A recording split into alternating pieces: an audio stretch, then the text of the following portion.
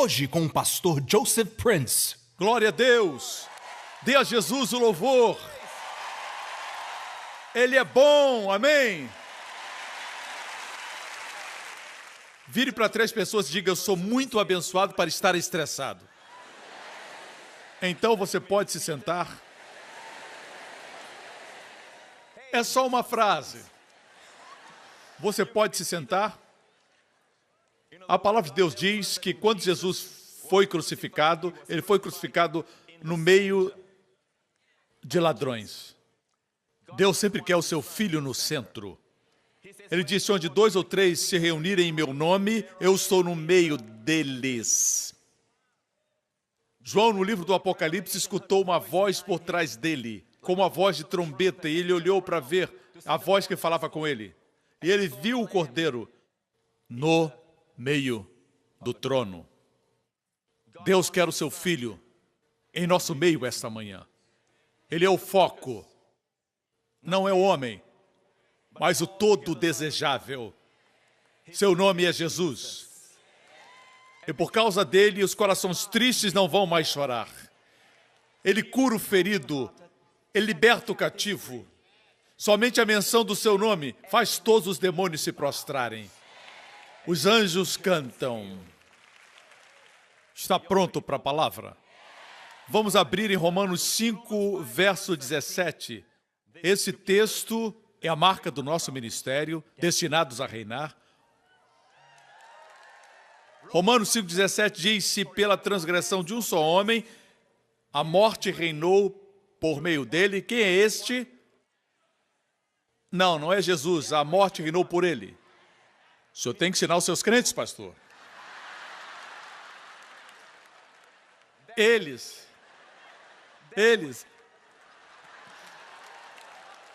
devem ser de outra igreja, de outra cidade, certamente.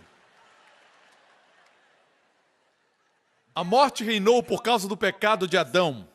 Deus nunca quis que o homem morresse. Deus nunca quis que envelhecêssemos ou tivéssemos rugas no rosto. Deus queria que fôssemos sempre jovens, sempre fortes e saudáveis, vivêssemos para sempre. Amém? Forever young, I wanna be forever young. Do you really wanna live forever? Conhece esse hino? Forever, forever young. Você não conhece o hino. Por que não é um hino? Ok, glória a Deus. Agora, um dia, quando Jesus voltar, nós vamos ter um novo corpo. E esse corpo nunca sentirá tédio, nunca se sentirá mal, nunca terá depressão, para sempre. Quem quer isso? Nós não vamos ficar flutuando no céu, vai ser um lugar real. Teremos uma mansão, não um apartamento, uma mansão. E Deus vai encher de coisas que você deseja, porque Deus conhece você mais do que você mesmo. Amém? Mas não vá para lá agora, existe trabalho para ser feito aqui. Romanos 5,17, se pela transgressão de um só homem, por causa de Adão, é por isso que quando formos para o céu, vamos descobrir que a casa de Adão está num lugarzinho escondido, numa área de alta segurança, porque todos estarão procurando por ele. Não, céu é um lugar de amor. Mas por causa do pecado de Adão, a morte reinou. Muito mais. Aqueles que recebem a imensa provisão da graça. Alguns dizem: pastor, o senhor não acha que prega muito sobre a graça? Nós precisamos de abundância da graça. E a dádiva da justiça. Aqueles que recebem de Deus a imensa provisão da graça e a dádiva da justiça reinarão em vida. Assim como a morte reinou, nós reinaremos em vida. Por essas duas dádivas. Quais são? A provisão da graça e a dádiva da justiça. Diga dádiva 3 vezes. Não é um galardão, é uma dádiva. Justiça é uma dádiva para ser recebida. Amém? E se eu fosse diabo, e eu não sou, certo? Ele não é bonito assim. Se eu fosse o diabo, qual o ensinamento que eu atacaria? A provisão da graça e a dádiva da justiça. Eu ensinaria a justiça como um galardão a ser conquistado.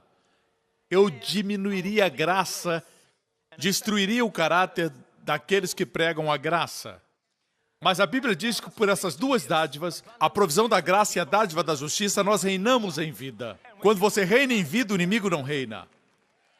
Quando você reina em vida, as enfermidades não reinam. Quando você reina em vida, a pobreza não reina. Deus quer que você reine em vida. Amém? Eu vou pregar sobre a provisão da graça e a dádiva da justiça. A Bíblia diz que Abraão é um perfeito exemplo, o pai da fé. Ele creu em Deus e Deus imputou como justiça.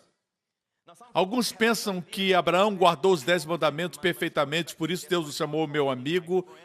Mas Abraão viveu 400 anos antes dos 10 mandamentos terem sido dados no Monte Sinai. Abraão viveu antes de Moisés. E Deus o chamou meu amigo. Essa ideia de que se você não guardar a lei, você vai ser um sem lei, diga isso para José, que viveu antes da lei. Ele disse não para a esposa de Potifar, a esposa do seu senhor. Ele disse não para aquela mulher, porque José estava unido a Deus. Amém? Ele tinha um relacionamento com Deus. Nós não temos um relacionamento com as tábuas da lei, que dizem não farás isso, não farás aquilo. A lei faz você viver ocupado com você mesmo. A graça faz você ocupado com Cristo. Não farás, se centraliza no homem.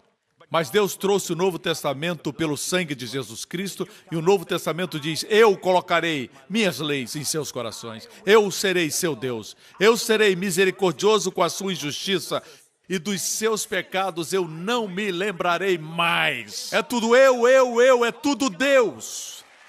Nos torna ocupados com Cristo. Amém? Abraão não era um homem perfeito. Aos 75 anos, a Bíblia diz que Deus o chamou.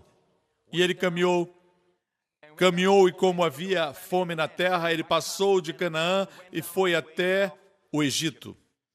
Deus não queria que ele fosse para o sul. E lá no Egito viu que por sua mulher ser muito bonita, os homens a desejavam.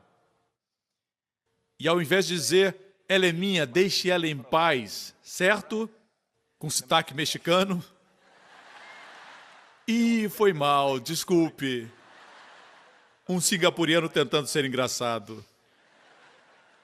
Ele disse, vamos fazer assim, doçura. Você é uma mulher muito bonita, certo? E se Faraó colocar os olhos em você, se os servos colocarem os olhos em você, diga para eles que é minha irmã, certo? E ele tinha uma razão muito espiritual. Para que minha vida seja poupada. Esse era Abraão. Mas hoje, se eu fizer isso, não precisaria nem ter medo de Faraó. Minha esposa me mataria. E lá, o servo de Faraó viu como Sara era bonita, a recomendou a Faraó, e Faraó a trouxe para o seu palácio. E a Bíblia diz que Deus lançou uma praga sobre o palácio, de tal forma que Faraó descobriu que era por causa desta mulher. Para resumir, você conhece a história. Ele devolveu a mulher para seu marido. E não só isso, ele deu a eles riquezas, prata e ouro, tanto que a Bíblia diz no versículo seguinte que Abraão se tornou não somente rico, mas muito rico com prata, gado e ouro. Não tem como espiritualizar essas riquezas. Eram tangíveis.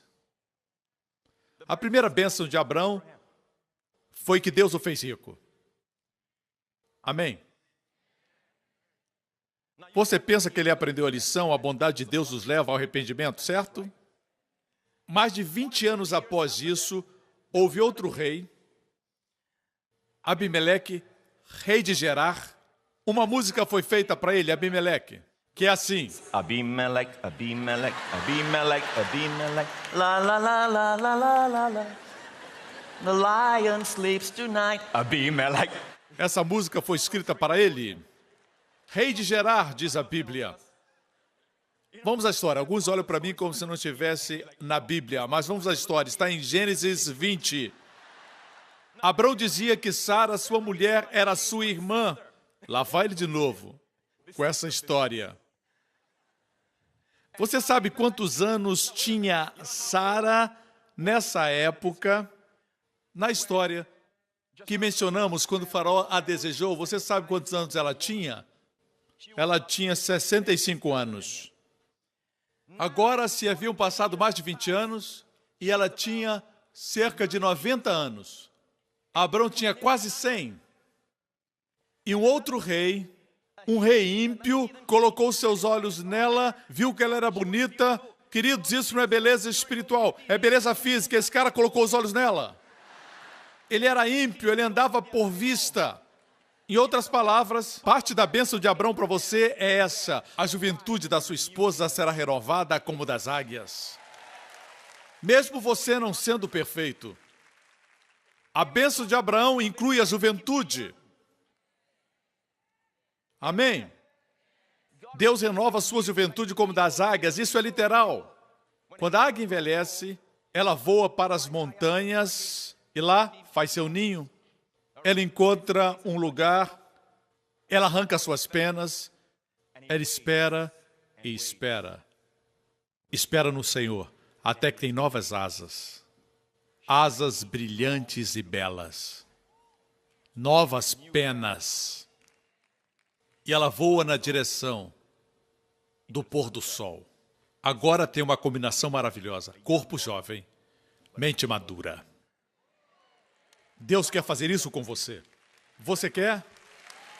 Deus renova a nossa juventude como das águias, amém? Tudo está nas bênçãos de Abraão. Deus o fez rico. Renovou sua juventude e renovou pela seguinte razão: com 100 anos de idade, teve um filho. Antes disso, teve um filho com a serva, o que trouxe problemas. Ele era um homem viril.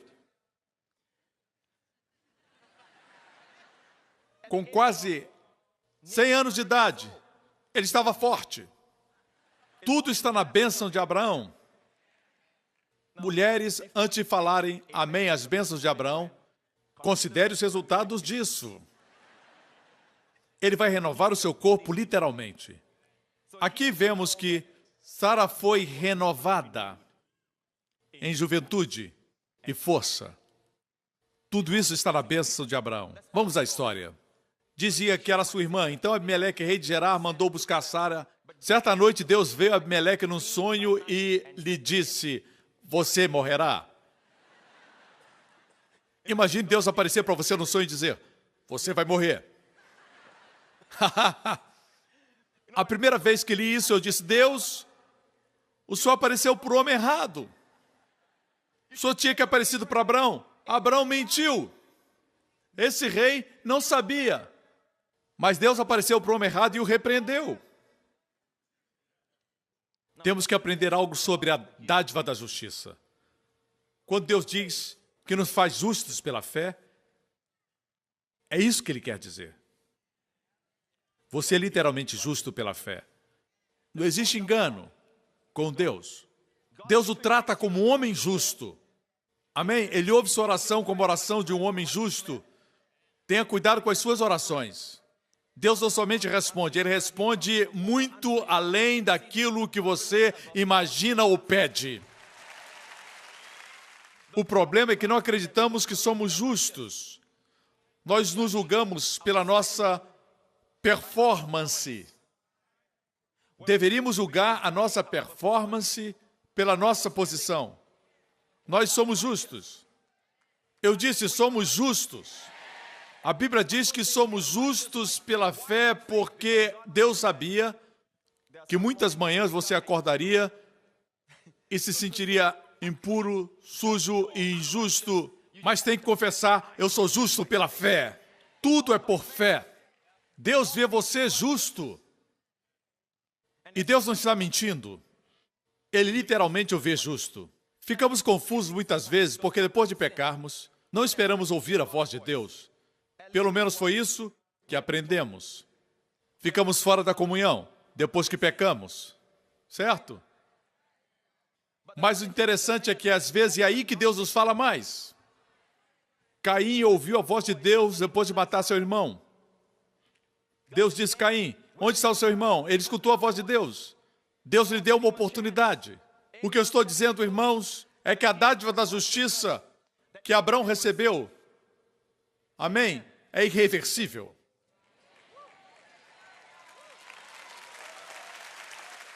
Se você é justo somente até o próximo pecado, então isso não é dádiva. A Bíblia diz na profecia de Daniel que Jesus trouxe justiça eterna. Nada que você fizer muda a sua posição. Isso faz você querer pecar? Não. Faz você se firmar e buscar o seu lugar em Cristo. Você pode estar dirigindo e ver um acidente imediatamente, sem dizer: eu vou ter que orar em espírito por 1 hora. Você ora porque você sabe que está em aliança com Deus. Você diz: Deus abençoa aquela pessoa, cura o seu corpo, que ele possa conhecer Jesus como Senhor. Você toma a sua posição em Deus. Nunca julgue sua posição por sua performance. O sangue de Jesus nos transportou de um lugar onde a sua santidade não via justiça em nós, para um lugar onde ele não vê nenhum pecado em nós. Essa é a obra maravilhosa e perfeita de Jesus. Amém? Voltemos à história e vejamos o que acontece. Deus viu Abimeleque num sonho e lhe disse: você morrerá. A mulher que você tomou é casada. Mas Abimeleque, que ainda não havia tocado, disse: Senhor, destruirás um povo inocente? Não foi ele que me disse: ela é minha irmã? E ela também não disse: ele é meu irmão? O que fiz foi de coração puro e de mãos limpas. Então Deus lhe respondeu no sonho: sim, eu sei que você fez isso de coração puro. Deus vê nosso coração. E Deus disse: eu mesmo impedi que você pecasse contra mim, por isso não lhe permiti tocá-la. Agora devolva a mulher ao marido dela. Ele é profeta. O sujeito mentiu e Deus o chama de profeta. Se ele era profeta, eu também sou profeta. Você é um profeta. Existe uma lei de interpretação na hermenêutica. É chamada a lei da primeira menção. Sempre que algo for mencionado pela primeira vez na Bíblia, é significativo. Essa é a primeira vez que a palavra profeta aparece. E fala de alguém que é justo pela fé.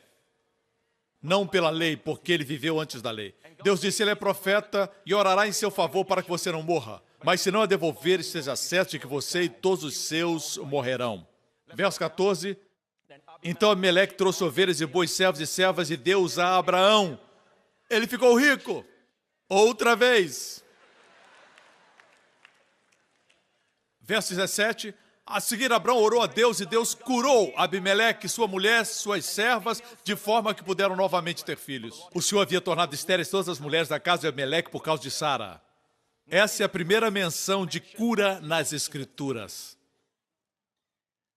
E tem a ver com um homem que sabia que era justo pela fé. Talvez a razão por que você não vê resultados quando ora pelos enfermos é porque você está tentando conquistar a cura por sua performance. Deus está tentando nos dizer claramente que a cura vem quando reconhecemos que somos justos pela fé. Oramos pelas pessoas e a cura acontece. Amém?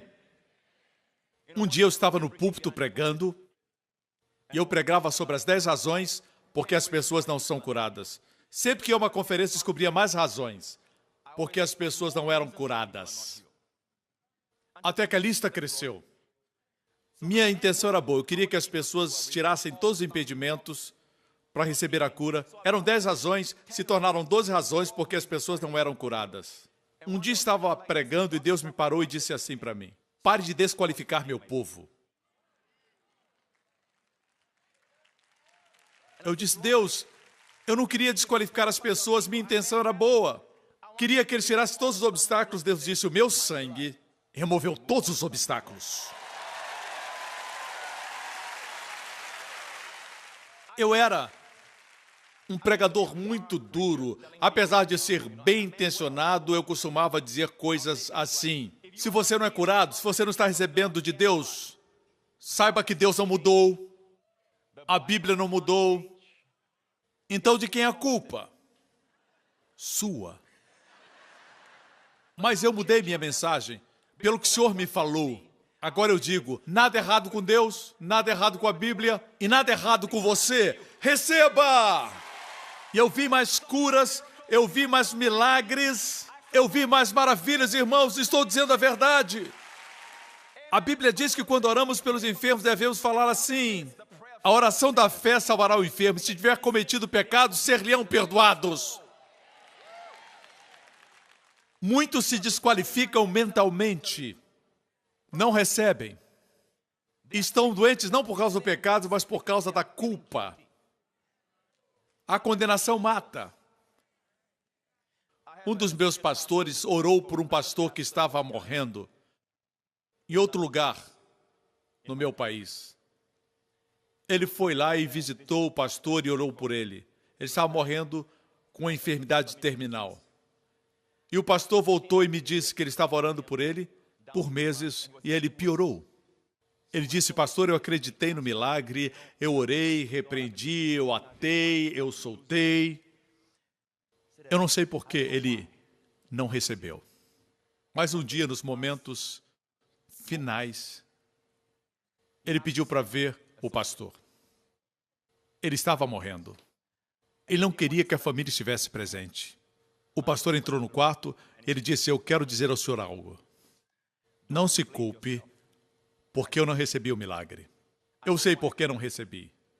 Porque alguns anos atrás, eu estava numa viagem e eu cometi adultério. Por todo esse tempo, esse irmão, pastor que estava morrendo, estava alimentando a culpa e a condenação. E ele pensava que essa era a razão por que não foi curado. Meus irmãos, a condenação mata. Infelizmente, isso é comum nos púlpitos das igrejas. A pregação da condenação. Abraão era justo pela fé. Ele recebeu a cura não porque ele era perfeito. Ou melhor, ele orou e alguém foi curado não porque ele era perfeito. Ele era justo pela fé. Gostaria de saber por que o corpo de Cristo hoje não recebe um suprimento de bênçãos como essa igreja que é muito abençoada. Está fluindo como um poderoso rio. Isso acontece porque o pastor de vocês é um pregador da graça e da esperança.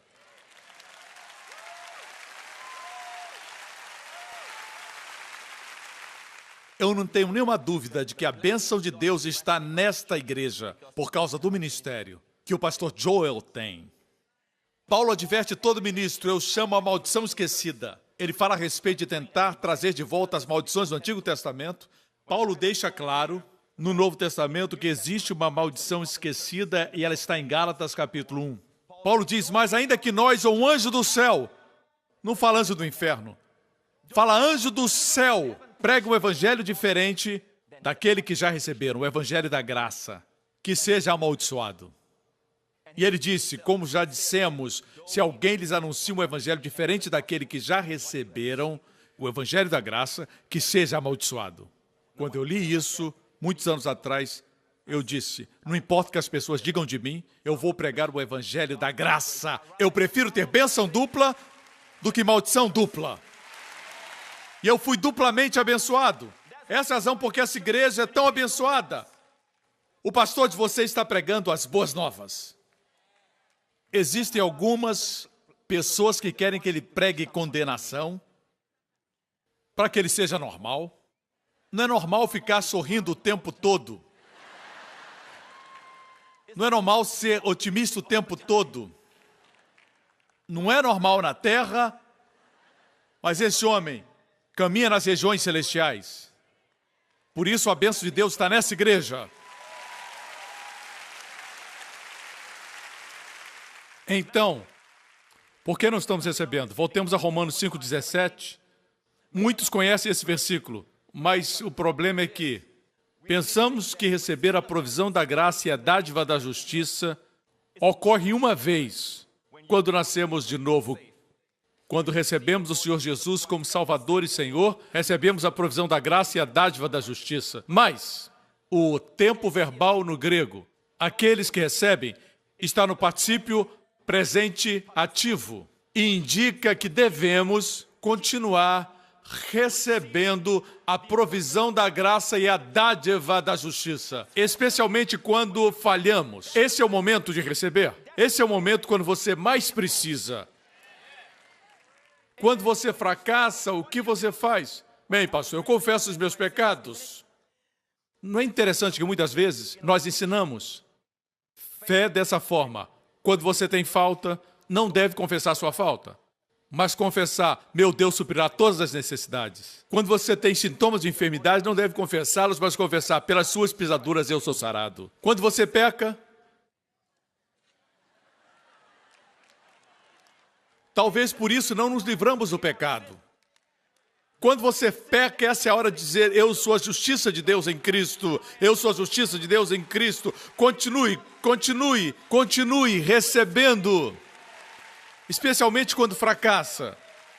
Quando você está dirigindo para a igreja, alguém corta você da forma errada e sem pensar você faz gestos com as suas mãos. Aí você lembra que você é um cristão, você fala em línguas e até expulsa demônios. E você frequenta a igreja Lakewood. Mas, quando você pensa, você já fez. Você já fez algo errado. E o que você faz? Você vai para a igreja, você é o pastor. Eu mencionei Lakewood, mas eu queria dizer minha igreja. Pastor Joe, não se estressa.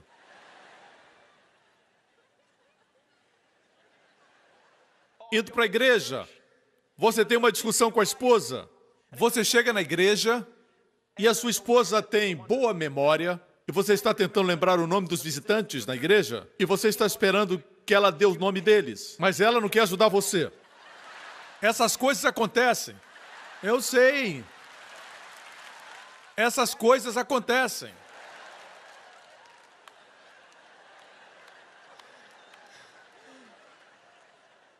O que você faz? Está na hora de ir pregar. Nessa hora deve dizer, Pai, obrigado, minha justiça é irreversível. Não se baseia na sua obra, mas na obra de Jesus. Veja, Romanos 5,19 diz assim, por meio da desobediência de um só homem, muitos foram feitos pecadores, assim também, por meio da obediência de um homem, muitos serão feitos justos. Não é a sua obediência, mas é a obediência de Jesus que faz você justo.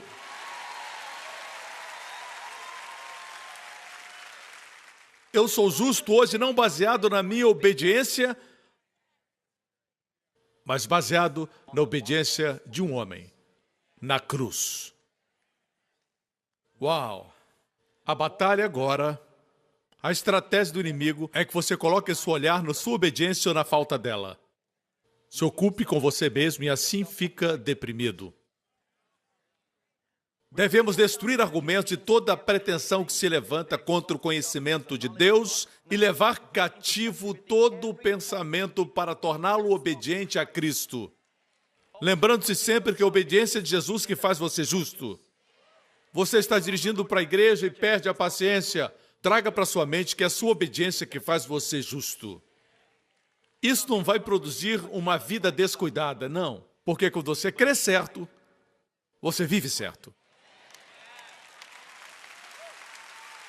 Já ouvimos muitas pregações dizendo, viva certo, viva certo, viva certo. Caráter, caráter, caráter. E ainda assim, as pessoas lutam para fazer o que é certo e falta caráter no corpo de Cristo. Por quê? Porque a questão não é pregar a vida certa, mas pregar a crença certa. E esse é o enfoque do ministério do Joel. É crer certo, mudança de mente. Quando você crê certo, você vive certo. Você recebe certo. tudo estará certo.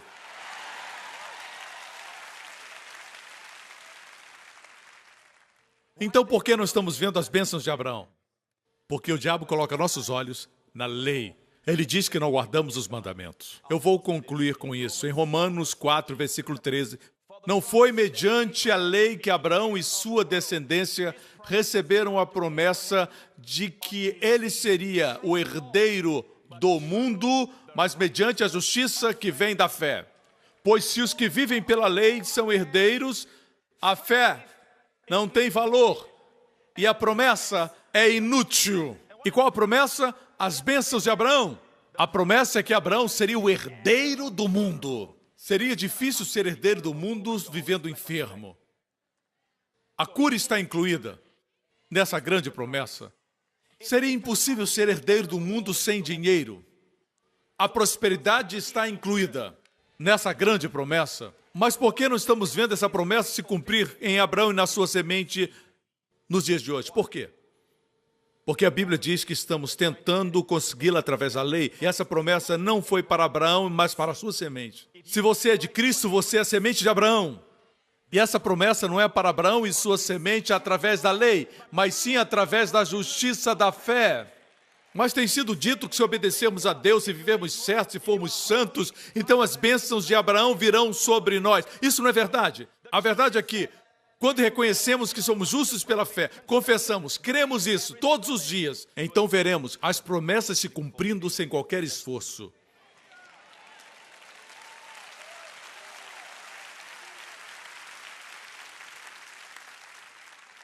Aí você vai ter que lutar para ser derrotado. Vai ter que se esforçar para ficar doente. A bênção é sem esforço. Você vai reinar em vida. Toda mudança será sem esforço. Se vier com esforço, terá que ser mantida com esforço. A Bíblia diz, contemplando como um espelho a glória do Senhor Jesus, somos transformados à mesma imagem, de glória em glória. Não pelo esforço, mas pelo Espírito do Senhor. Somente olhar para Ele. É isso que o pastor Joe faz todos os domingos. Ele revela a glória do Senhor. Deus é tão bom, e você vê a glória do Senhor, e você se torna bom. Amém? Amém? Você vê a bondade de Deus na sua vida. Certamente, a bondade e a misericórdia lhe seguirão todos os dias da sua vida. E a palavra seguirão no hebraico é a palavra que indica caçar. A bondade e a misericórdia caçarão você todos os dias da sua vida. Amém? Você corre para um lado, encontra a bondade de Deus. Você corre para o outro lado, encontra a misericórdia. Amém? Todos os dias da sua vida, até que você vá morar na presença do Senhor para sempre. Amém? Hoje você tem 2 ministérios aqui nessa igreja. O ministério do pastor Joe, a bondade de Deus, e o meu ministério, misericórdia e graça. Amém? Isso quer dizer que nossos ministérios vão durar até que Jesus volte. Todos os dias da sua vida. A palavra para misericórdia é a palavra hesed no hebraico. A palavra hesed no hebraico quer dizer graça. Sua misericórdia, sua hesed, vão durar para sempre. Sua hesed se renova toda manhã.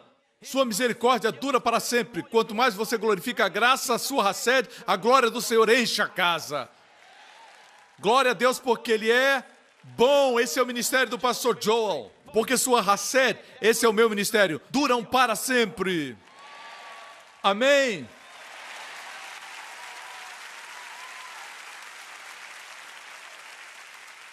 É por isso que Deus os fez tão bonitos. Para demonstrar sua bondade para o Joel e sua misericórdia para mim.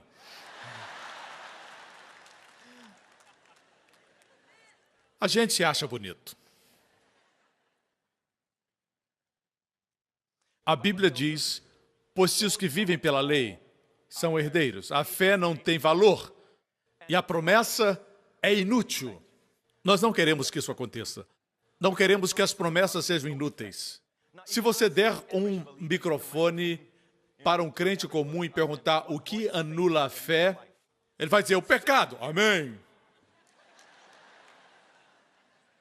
Bem, errado. De acordo com a Bíblia, é a lei tentar conseguir, tentar ter mérito, isso anula a fé e faz a promessa inútil.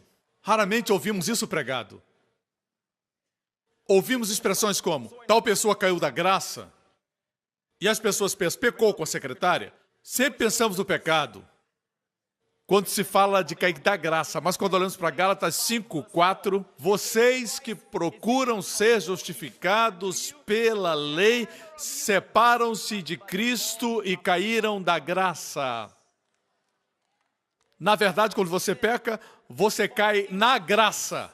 E se você receber essa graça, ela vai libertar você. É isso que diz esse versículo.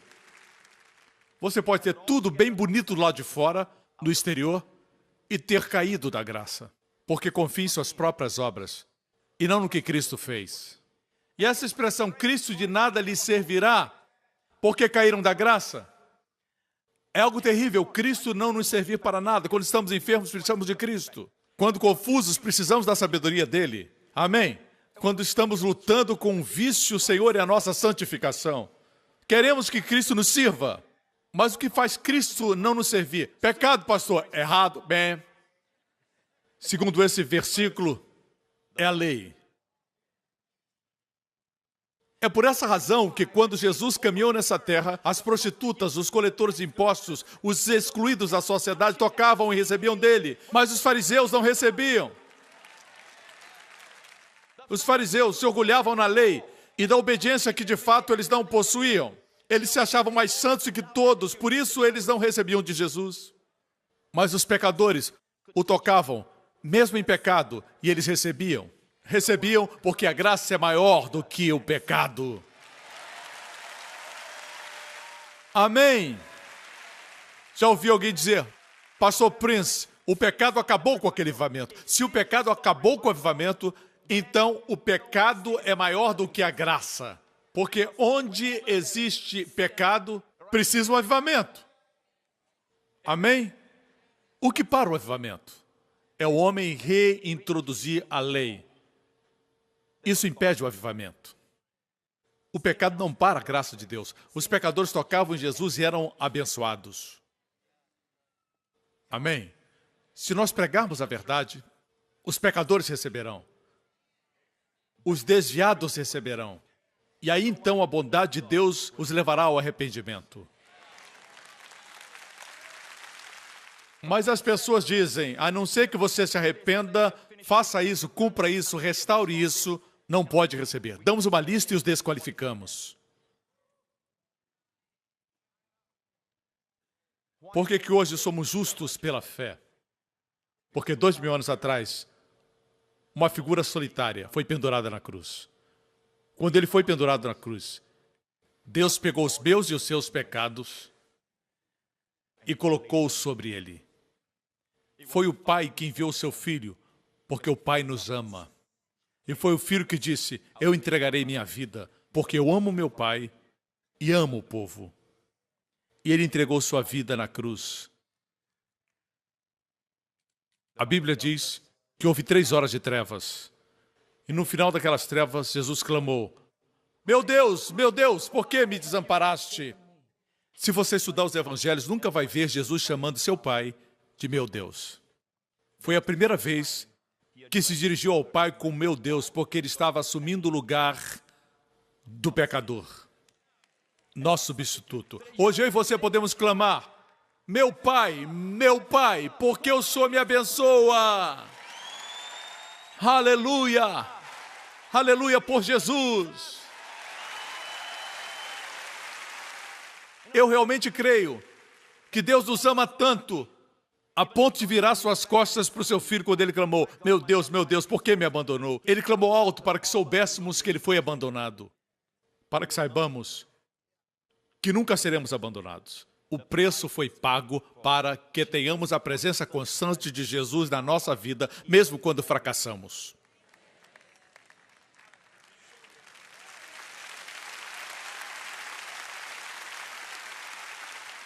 Quando Jesus clamou, deve ter partido o coração de Deus.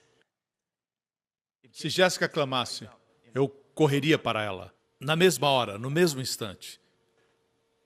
Deus virou as suas costas para o seu filho na cruz e olhou para nós. Rasgou o véu e disse, bem-vindos. Não é a sua obediência, mas a obediência de Jesus que nos fez justos. Quando você crê nisso, você vive uma vida de obediência. A obediência não é mais a raiz, agora é um fruto de crer certo. Amém? E as trevas se dissiparam. Jesus olhou para cima. O preço foi pago. Agora ele pôde falar com o Pai outra vez. Pai, nas suas mãos, entrego o meu espírito. Escute, no Antigo Testamento, o juízo de Deus, o duro juízo, sempre era maior do que o sacrifício. Lembra da história de Elias? Elias construiu um altar com 12 pedras e colocou a oferta queimada, o animal. Então disse para o povo colocar água ali, muita água, e o fogo caiu, era o julgamento de Deus. Quando o fogo caiu, consumiu tudo, até as 12 pedras, nada foi deixado. Porque sob o antigo, o juízo era maior do que o sacrifício. Mas veja isso, na cruz, Jesus recebeu sobre si todo o juízo de Deus e a santa ira de Deus contra os nossos pecados. E hoje Deus não tem mais ira contra qualquer um de nós. Ele nunca mais ficará com raiva de nós. Deus jurou nunca ficar irado conosco em Isaías 54. Porque Jesus recebeu todo o juízo de Deus sobre a sua pessoa. Mas Jesus sobreviveu para gritar, está consumado. Dessa vez, escute, dessa vez, o sacrifício foi maior do que o julgamento. Aleluia, glória a Deus, bendito o seu nome. Tudo é por causa dele. Tudo é por causa dele. Aleluia. Tudo é por causa dele. Amém. Obrigado por sintonizar no programa de hoje. Esperamos que tenha sido uma bênção para a sua vida. Para mais informações sobre o programa da Igreja New Creation, acesse o site ncctv.org.sg. Lá você poderá se inscrever para receber um devocional diário do pastor Joseph Prince. Seja incentivado e fortalecido todos os dias e saiba o quanto Deus lhe ama através desses devocionais. Acreditamos que seu dízimo pertence à igreja que você frequenta e oramos para que você seja grandemente abençoado, altamente favorecido e profundamente amado.